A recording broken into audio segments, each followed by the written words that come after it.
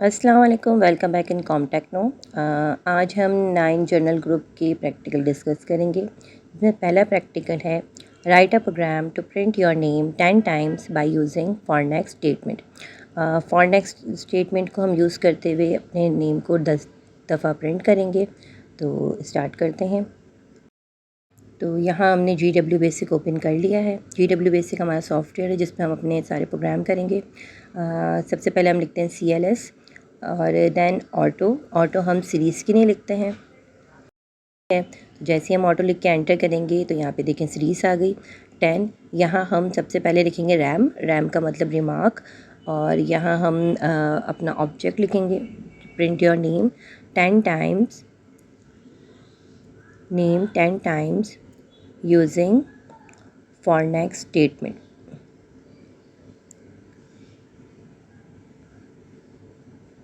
इसके बाद जब एंटर करेंगे तो देखें लाइन 20 ऑटोमेटिक आ गई है क्योंकि हमने ऑटो किया था। इसके बाद अंदर हम लिखेंगे इनपुट, क्योंकि हमें 10 दफ़ा नाम प्रिंट करना है तो सबसे पहले हम लेंगे इनपुट की कमांड। देन इनपुट स्टेटमेंट में हम लिखेंगे एक स्टेटमेंट एंटर योर नेम यहाँ 10 टाइम्स, और यहाँ हम इस स्टेटमेंट को इन्वर्टेड कॉमा से बंद कर देंगे। दैन टर्मिनेटर लगाएंगे और टर्मिनेटर के बाद हम लगाएंगे अपने वेरिएबल का नेम एंड डॉलर। ये वेरिएबल नेम्स होते हैं और ये एम्प्टी होते हैं। जब रन आप करते हो तो यहाँ पे आप इसकी वैल्यू देते हो। ये आपका स्ट्रिंग वेरिएबल है। स्ट्रिंग वेरिएबल हमने क्यों लिया? क्योंकि हमने इसके अंदर वैल्यू देनी है नेम की। इसके अंदर हमें नेम मूव करना है, इसलिए हमने स्ट्रिंग डॉलर लिया। नेक्स्ट लाइन पे आते हैं और नेक्स्ट लाइन में हम अपना देते हैं प्रिंट की स्टेटमेंट। और प्रिंट स्टेटमेंट आप डायरेक्ट भी लिख सकते हैं ऑल्टर पी करके।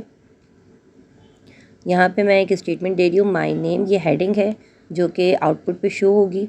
और इसके बाद एक और प्रिंट की कमांड हम देते हैं प्रिंट, और यहाँ पे हम एक डिज़ाइनिंग के लिए एक लाइन दे देते हैं। तो ये हमारे आउटपुट का टाइटल है, स्टार्ट है। इसके बाद ये दो लाइन हमारे आउटपुट पे आएंगी। प्रिंट के स्टेटमेंट के अंदर आप जो भी लिखते हैं वो आपके टॉप ऑफ द हेड नज़र आती हैं, यानी कि आउटपुट पे शो होती हैं। अच्छा, यहाँ पे हमने फॉर का लूप लिया है। फॉर का लूप क्या होता है? आपकी रिपीटेट कराने का। अगर आपको 10 दफ़ा नाम प्रिंट कराना है तो आप फॉर लूप को यूज़ करेंगे। फॉर लूप आपकी रिपीटेशन के लिए यूज़ होता है। यहाँ पे मैंने फॉर के अंदर वेरिएबल लिया है, न्यूमेरिक वेरिएबल n, और इसको हमने कहाँ से कहाँ तक वैल्यू दी है 1 से लेके 10 तक, यानी कि फॉर लूप को हमने काम कहाँ से कहाँ तक दिया है 1 से लेके 10 तक। फॉर का काम यही होता है कि आप इसमें जितनी दफ़ा रिपीटेशन कराएंगे वो आप इसके अंदर डिक्लेयर कर देते हैं और वेरिएबल के अंदर। तो हमने यहाँ पे फॉर लूप के अंदर वेरिएबल के अंदर वैल्यू डिक्लेयर कर दी है कि 1 से लेके 10 तक। देन प्रिंट करवा रहे हैं हम क्या चीज़ हमें रिपीट करवानी है? हमें n की वैल्यू रिपीट करानी है, यानी कि प्रिंट n और कॉमा और नेम एंड डॉलर। अच्छा, यहाँ पर n की जगह आएगा 1 और एंड डॉलर में वो नेम आएगा जो आपने रन टाइम पे एंटर किया होगा। तो 1 और वो नेम प्रिंट हो जाएगा। देन नेक्स्ट n, अब n की नेक्स्ट वैल्यू अभी 1 थी, जब आप नेक्स्ट n पे मूव करोगे तो n की क्या आ जाएगी? Second value. अच्छा, यहाँ आपका कोड ख़त्म होता है, लेकिन देखिए सीरीज़ स्टॉप नहीं हो रही है। तो सीरीज़ को स्टॉप करने के लिए हमें क्या करना होता है? हमें कंट्रोल C प्रेस करना होता है या फिर कंट्रोल पॉज ब्रेक। लेकिन जैसे यहाँ पे कंट्रोल पॉज ब्रेक किया तो ओके आ गया, या कंट्रोल C। अच्छा, यहाँ पे अब हम रन करेंगे F2 प्रेस करके। तो ये देखिए इसने हमसे नेम मांगा, यहाँ हमसे मांगी जा रही है एंड डॉलर की वैल्यू, यानी कि आपका नेम। अब हम यहाँ पे नेम एंटर करेंगे।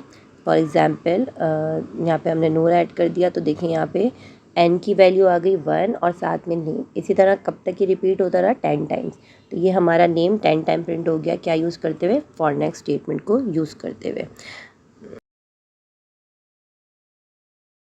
तो ये था हमारा प्रोग्राम, और उम्मीद है आपको समझ आ गया होगा कि किस तरह फॉर नेक्स्ट को यूज़ करते हुए आप अपना 10 टाइम नेम प्रिंट कर सकते हैं।